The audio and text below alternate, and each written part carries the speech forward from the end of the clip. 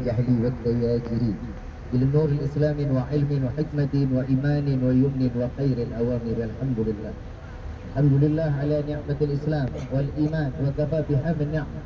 الحمد لله الذي هدانا بعبده المختار من دعانا إليه بالإذن وقد نادانا لبيك يا من دلنا وهدانا.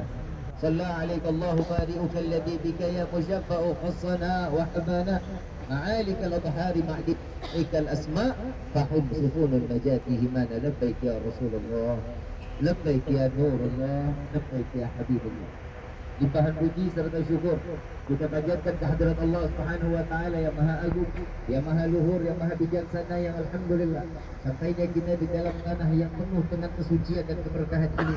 Allah izinkan mata kita bila Allah buka untuk melihat bagaimana sejarah perjuangan Rasul sallallahu alaihi wasallam, bahwa gunung inilah yang menjadi saksi di yaumil qiyamah bahwa mereka yang menjaga Nabi, mereka yang menaungi Nabi. Tapi di sini ada satu hikmah tatkala seorang Sayyidina Abu Bakar Siddiq radhiyallahu anhu radhahu yang beliau ridha demi nyawanya untuk Nabi Muhammad sallallahu alaihi wasallam. Jangankan nyawanya, harta semua diberikan untuk Rasul sallallahu alaihi wasallam. Tatkala di dalam saat ini kalau kita lihat ada di sebelah kanan kita yang agak tajam gunungnya, ini adalah Jabal Tur. Di belakang ini adalah satu gua yang dimana Nabi sallallahu alaihi wasallam bermukim di dalam. Dan disitulah Rasulullah sallallahu alaihi wasallam merasa diri dalam keadaan lelah. Berbondong-bondong orang berebut ingin membunuh Nabi Muhammad sallallahu alaihi wasallam. Untuk apa? Untuk Islam tidak menyebar sampai di akhir ujung masa dunia ini. Tapi tatkala Nabi sallallahu alaihi wasallam dengan perjuangan cintanya untuk umat Rasul sallallahu alaihi wasallam, lalu beliau ditemani oleh Sayyidina Abu Bakar Siddiq. Beliau sebelum Rasulullah masuk ke dalam gua tersebut, Sayyidina Abu Bakar mengatakan, "Ya Rasulullah, izinkan aku yang ikut masuk ke dalam lebih dulu." Beliau membuka jubah, beliau mengambil daripada robekan-robekan daripada jubahnya, ambil daripada satu persatu lubang yang ada di dalam Jabal tersebut. Dalam gua tersebut ada satu lubang yang tidak tertutup. Nah, beliau dengan rasa cinta beliau mengajar dengan kaki. Setelah selesai Rasulullah dibolehkan untuk saat itu Rasulullah meminta kepada Sayyidina Abu Bakar, "Ya Abu Bakar, bolehkah aku tidur di atas paham?"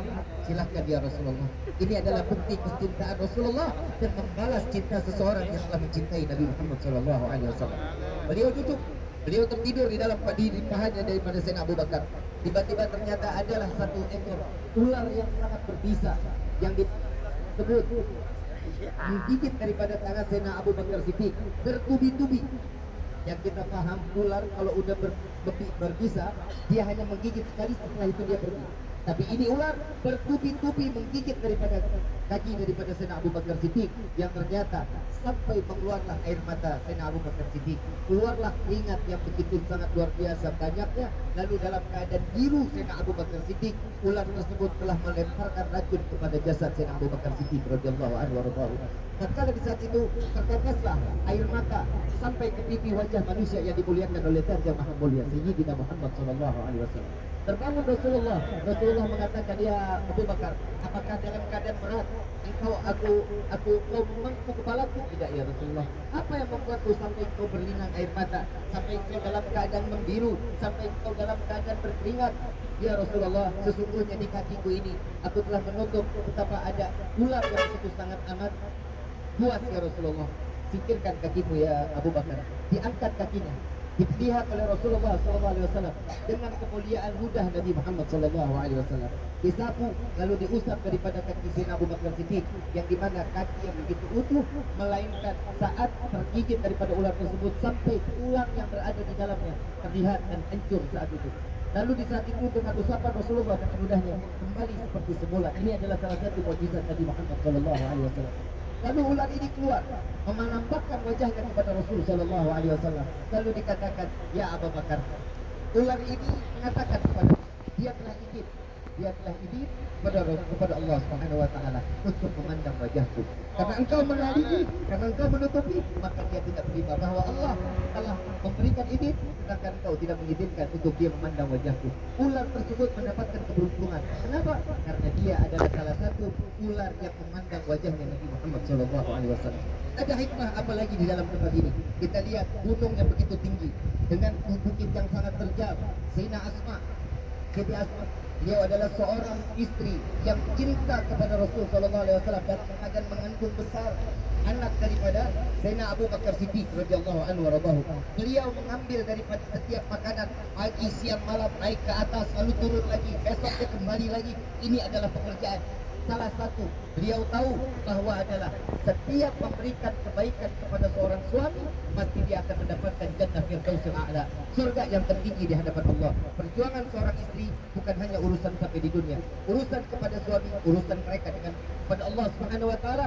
Maka ambil iktibar, ambil contoh dengan ibrah yang telah kita diberikan oleh para guru-guru kita, dengan kemuliaan Jabal Tur, dengan apa yang pernah batu yang pernah memandang langsung secara langsung Nabi Muhammad sallallahu alaihi wasallam. Yang kita harus ketahui, tidaklah ada Jabal Tur ini kecuali Nabi Muhammad sallallahu alaihi wasallam yang memperkenalkan Jabal Tur ini kepada kita. Dan inilah bukti kecintaan. Setelah Uhud yang kita lihat di Madinah, maka ini saat Nabi Allah sallallahu alaihi wasallam beliau hijrah, inilah tempat mukimnya beliau. Sebelum jauh dari kota Mekah, ini adalah tempat mukim beliau. Beliau dengan kemuliaan Allah, dengan keagungan Allah menutup daripada buat tersebut sampai Nabi Muhammad tidak lagi terbunuh. Dan disinilah ada hikmah. Nah, kalau Nabi sallallahu alaihi wasallam tadi kita dengar dari Nabi Muhammad bin Abi Al-Kab bahwa beliau telah menyatakan, memberikan satu sejarah bahwa tempat tidur Nabi yang isi bukan Nabi sallallahu alaihi wasallam melainkan menantunya Sayyidina Ali bin Abi Thalib radhiyallahu anhu wa radhahu. Tatkala di saat itu Allah, kita sering baca Yasin, di dalam ayat yang ke-9 Allah memberitakan, lalu aku sapu muka mereka dengan mata yang tertutup sehingga Nabi terlintas tidak terlihat sedikit pun. Ini adalah kemuliaan Allah dengan Nabi sallallahu alaihi wasallam.